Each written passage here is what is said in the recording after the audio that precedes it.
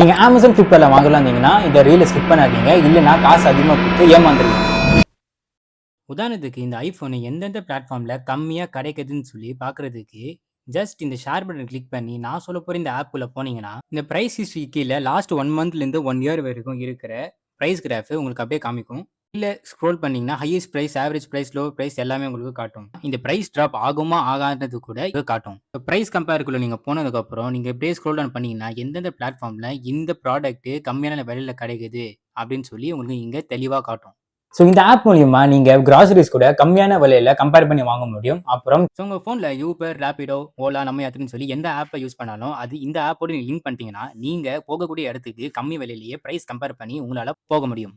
So smart pickups ஒரு option இருக்கு. So அது என்னன்னா, இப்போ கீழே காட்டுற மீட்டர்ஸ்க்கு நீங்க நடந்து போய் அந்த வெஹிக்கிள்ல ஏறிங்கன்னு வச்சுக்கோங்களேன், அந்த சேவிங்ஸ்ன்னு சொல்லி காட்டுற அமௌண்ட்டை உங்களால சேவ் பண்ண முடியும். ஸோ இந்த ஆப் பேர் வந்து பை ஹெட்கே. ஸோ இந்த பிளே ஸ்டோர்லேயே நீங்க டவுன்லோட் பண்ணிக்கலாம். ஸோ டவுன்லோட் பண்ணி பிரைஸை கம்பேர் பண்ணி வாங்கி மணியை சேவ் பண்ணிக்கோங்க. அப்புறம் இந்த மாதிரி யூஸ்ஃபுல்லான வீடியோஸ்க்கு சுஹேல் பாய் சேனலை ஃபாலோ பண்ணிக்கோங்க.